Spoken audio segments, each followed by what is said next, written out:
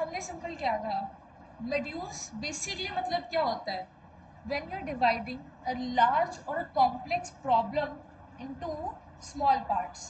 तो spoken English का भी जो कोर्स है बहुत बड़ी प्रॉब्लम है, उसको हमने छोटे छोटे मॉड्यूल्स में पार्ट्स में डिवाइड कर लिया ताकि हम उसको इजीली टैकल कर सके, कॉन्फ़िगर कर सके।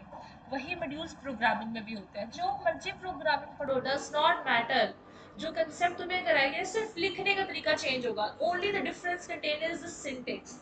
सारा कंसेप्ट जो तुमने यहाँ सीखा है ना, तुम्हारी हर प्रोग्राम में ये लेकर टिप टॉप। अब मॉड्यूलर प्रोग्रामिंग समझ में आ गया कि डिवाइडिंग अ लार्ज प्रॉब्लम और a large program into sub part, it's known as the modular programming. क्या होते हैं, मॉड्यूल्स होते हैं।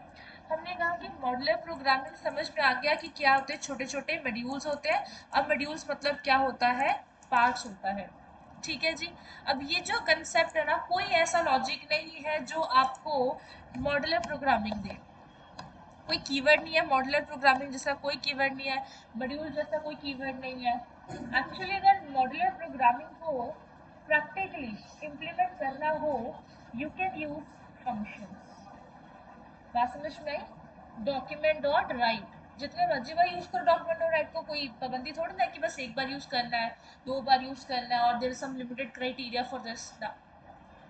डॉक्यूमेंट डॉट राइट एक ऐसा फंक्शन है जो बना के रख दिया गया है for your purpose, for your use. अब उसको जैसा मर्जी यूज करो।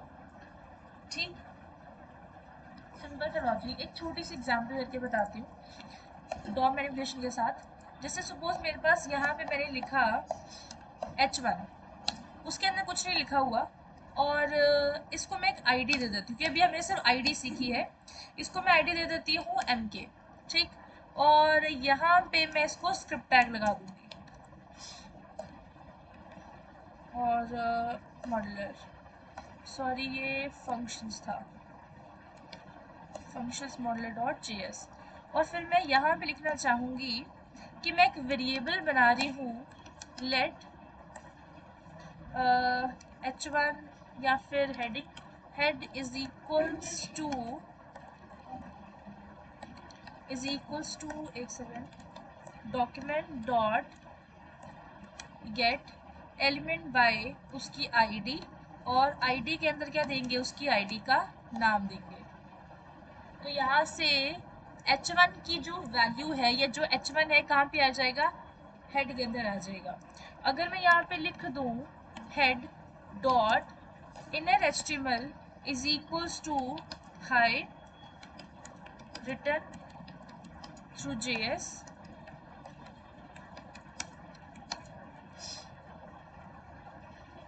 एक सेकंड मैं इसको एग्जीक्यूट भी कर लूँ।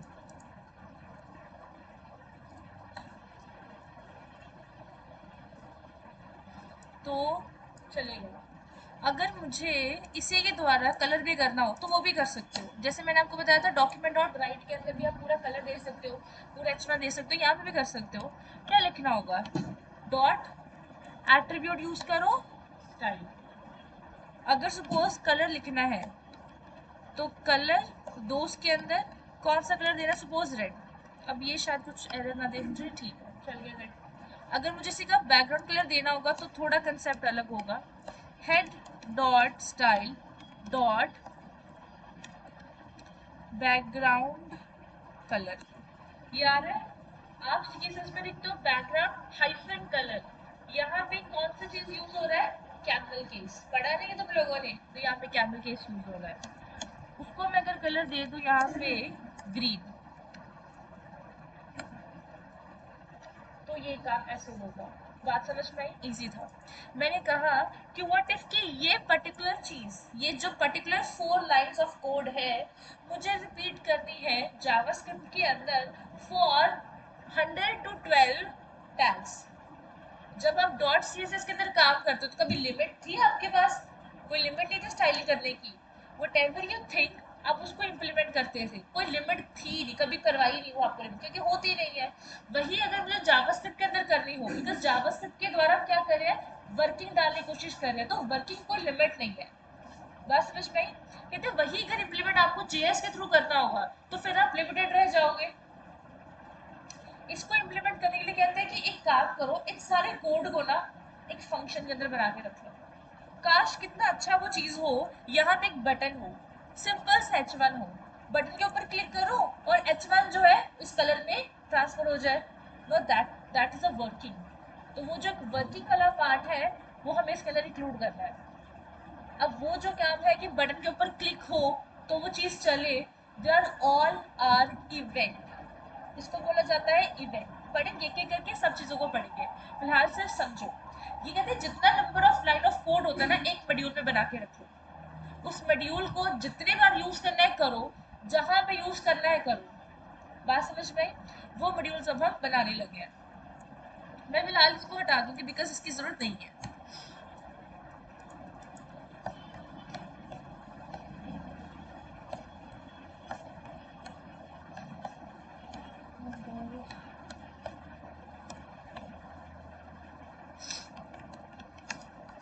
मॉड्यूल्स का मतलब क्या हो गया? डिवाइडिंग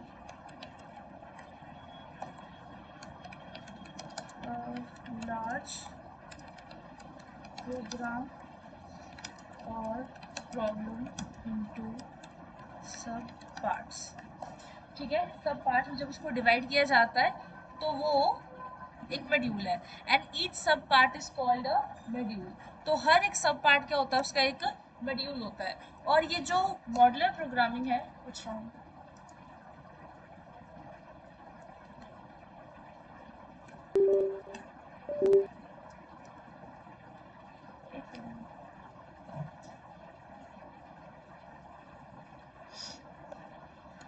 और ये जो कंसेप्ट है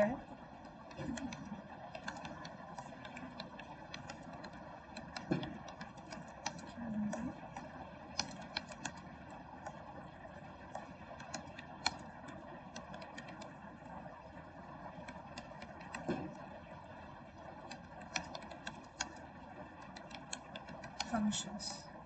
ठीक है, नाउ फंक्शंस क्या होता है बताया था पहले भी। कुछ याद है किसी को क्या होता है फंक्शन?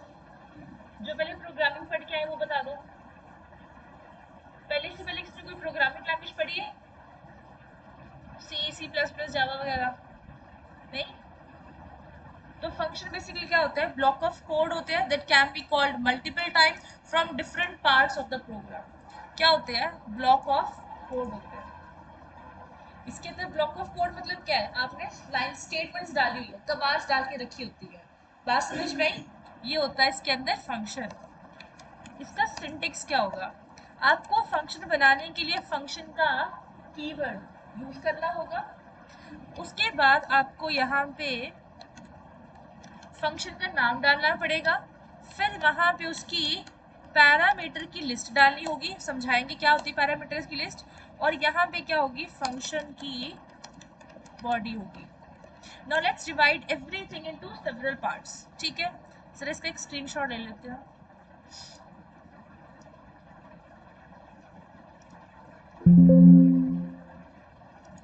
एक सेकंड, ये ना बंद ना हो।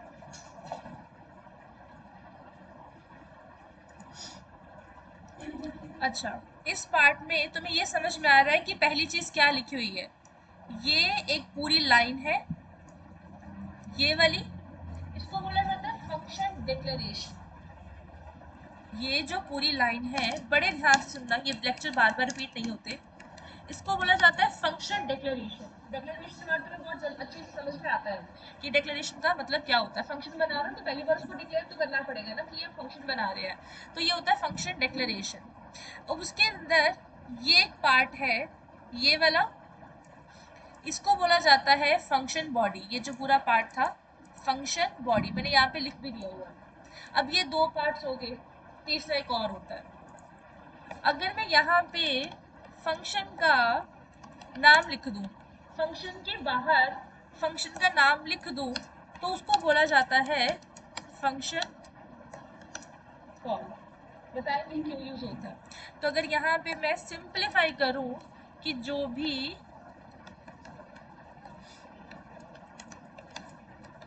कंपोनेंट्स ऑफ फंक्शंस है वो कौन कौन से होते हैं, तो पहली चीज क्या होती है?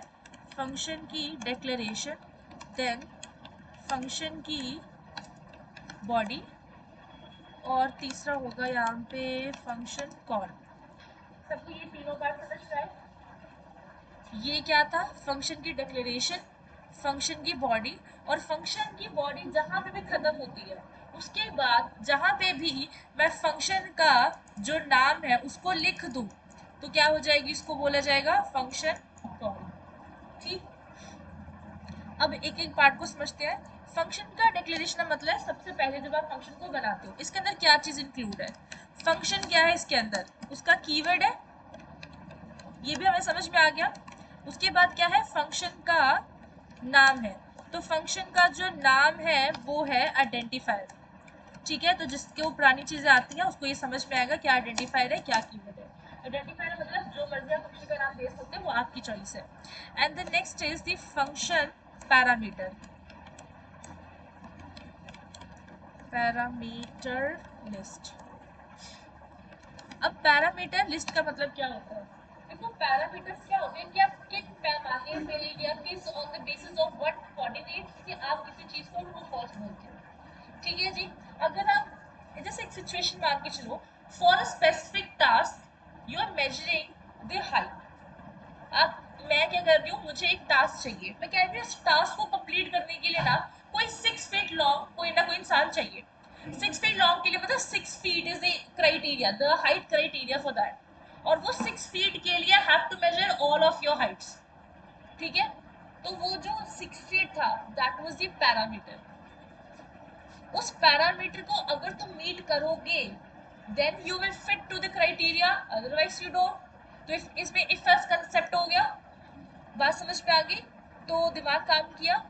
अब नेक्स्ट हमें क्या चाहिए, हमने पैरामीटर लिस्ट समझ लिया, कितने पैरामीटर्स होंगे, कितने पैरामीटर्स, जितने मर्जी लो, 100 लो, 10 लो, 2 लो, 1 लो, सिंगल लो, आपकी इच्छा।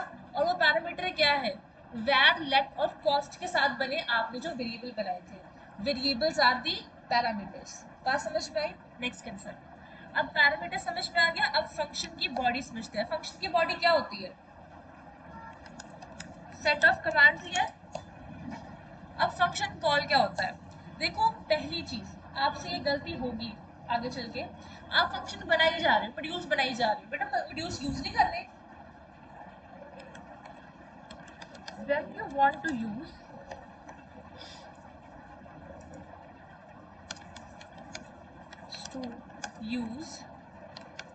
any specific module or a function, you need to call it using its name।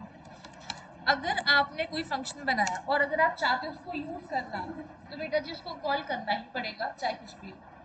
Clarity मिली? एक डेमो देखते हैं कैसे बनता है फंक्शन। क्या किया, फंक्शन कीवर्ड से फंक्शन बनाया, एक फंक्शन का नाम बना दिया msg। अभी पैरामीटर क्या होते हैं हमें कोई फर्क नहीं पड़ता। इसके अंदर मैं लिख रही हूँ डॉक्यूमेंट डॉट राइट के साथ, और मैंने लिख दी यहाँ पे जावास्क्रिप्ट फंक्शंस, और यहाँ पे कुछ ना कुछ होगा। अच्छा एक चीज, यहाँ पे अगर इंस्पेक्ट करके देखो तो तुम्हें कोई एरर नहीं मिलेगा, मिल रही कोई एरर नहीं, तो क्या गलती की मैंने, प्रेजेंस ऑफ टाइप से सोच के बताओ। फंक्शन बना दिया, डिक्लेयर किया, पहली लाइन ही डिक्लेरेशन, क्या चीज नहीं करी, कॉल नहीं किया, तो मुझे क्या करना पड़ेगा, कॉल करना पड़ेगा, उसका नाम लिखा, फंक्शन आ गया। इतना सा फॉर्मूला है बस इसका। क्लैरिटी मिली? कोई डाउट है इसके अंदर तो बताओ। मैंने क्या किया, एक फंक्शन बना दिया msg नाम का, आइडेंटिफायर जो मर्जी बनाओ, उसकी बॉडी के अंदर क्या लिखा है, डॉक्यूमेंट डॉट राइट, फिर क्या लिख दिया, एक मैसेज लिख दिया, स्पेलिंग ठीक कर लेते हैं, अच्छा नहीं लगता जावास्क्रिप्ट, अभी भी गलत है, एक सेकंड। ठीक है, फंक्शन लिख दिया, उसके अंदर मैसेज पास करा दिया, और ये क्या है, that's basically the function call, इसको बोला जाता है फंक्शन कॉल। अगर तुमने फंक्शन कॉल नहीं की तो खाना फंक्शन नहीं चलना। बात समझ में आई?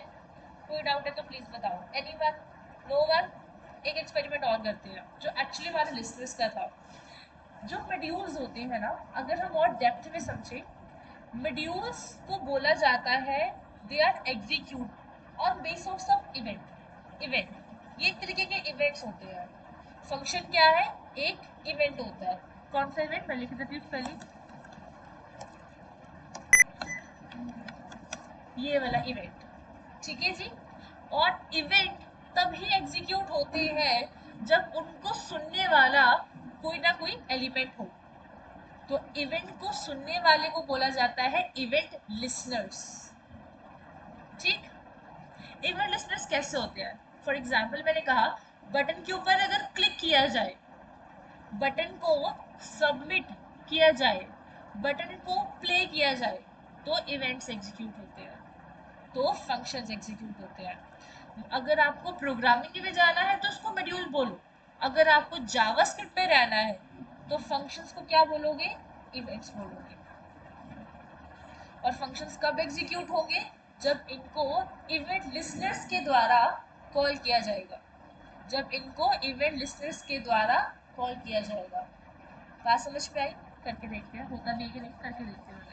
क्योंकि अभी हमने इसकी पूरी कॉन्फ़िगरेशन नहीं पढ़ी, अभी सिर्फ स्टार्ट किया। एंड याद रखो जावास्क्रिप्ट के फंक्शंस ना बाकी किसी भी प्रोग्रामिंग लैंग्वेजेस के कंपैरेटिवली डिफिकल्ट है, लेकिन इसके अंदर बहुत सारी चीज़ें हैं। अब वो कैसे कैसे मैं साथ साथ में आपको थोड़े नोट्स भी देती जाऊँगी, जैसे हमने पहले भी करे हैं। तो मुझे चाहिए, यहाँ पे मैंने एक फंक्शन बनाया मैंने यहाँ पे ऐड नाम का। जस्ट एक पैरामीटर्स हम इसके अंदर दे दें कि कुछ रिटर्न हो रहा है कि नहीं।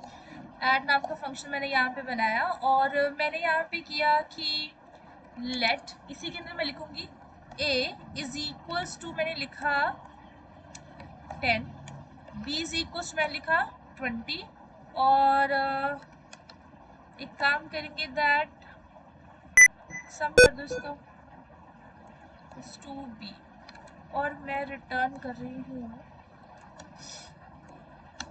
इसका सम। अब मैंने एक दो चीज़ें लिखी इसके अंदर, और सम भी मैं लिख देती हूँ और डॉक्यूमेंट डॉट राइट भी लिख देती हूँ। डॉक्यूमेंट डॉट राइट, अभी मैं रिटर्न सम हटा देती हूँ, शायद तुम्हें समझ में ना आए। ठीक। अब ये जो ऐड है, मुझे इसको इंटीग्रेट करना है एचटीएमएल के साथ। फंक्शन यहाँ पे बना के रख लिया, कोई दिक्कत वाली बात नहीं है।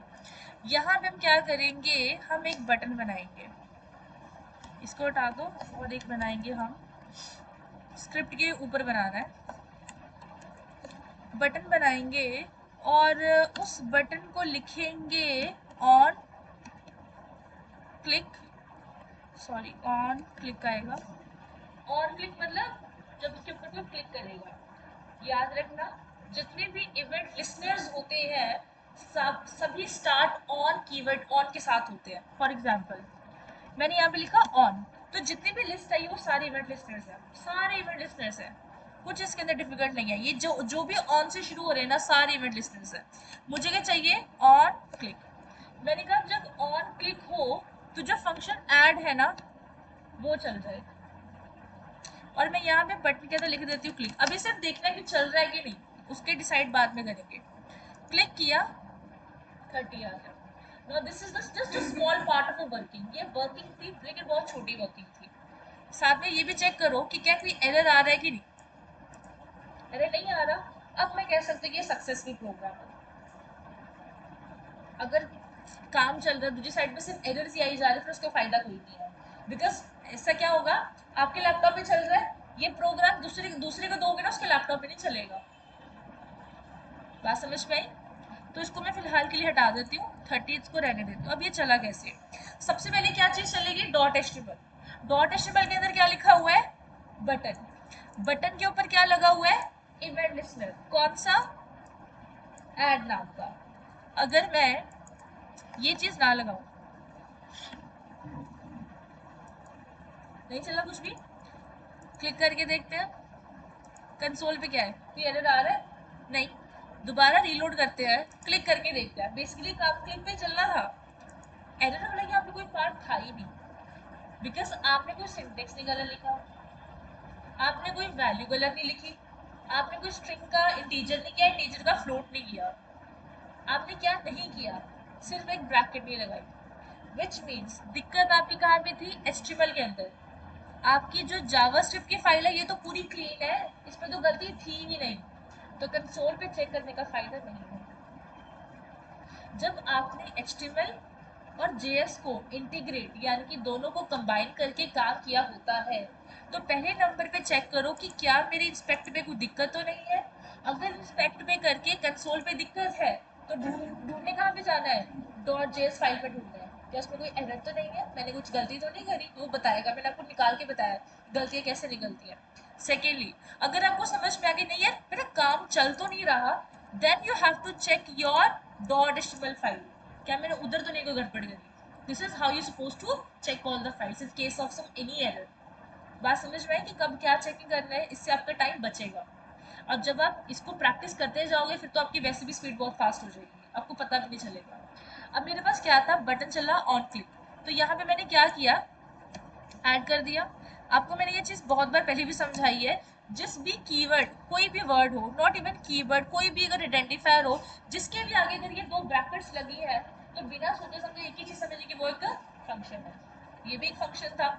ऑन क्लिक लिखा तो ऐड फंक्शन चलेगा और वहां पे क्लिक शो करवा दिया, उसके नीचे क्या लगा हुआ है, जावास्क्रिप्ट का टैग, तो ये कहाँ पे जाएगा, जावास्क्रिप्ट की फाइल के अंदर। और उसके अंदर आपने एक ऐड नाम का फंक्शन बना के रखा हुआ है, और उसके अंदर आपने कहा कि अगर 10 20 अगर इस 10 है, बी 20 है, तो दोनों को सम कर दो और डॉक्यूमेंट और राइट में क्या कर दो, सम को शो कर दो। क्या ये सबको समझ में आया? डाउट है कोई तो प्लीज बता दो। नहीं है? अब तुमने दो टास्क करने हैं।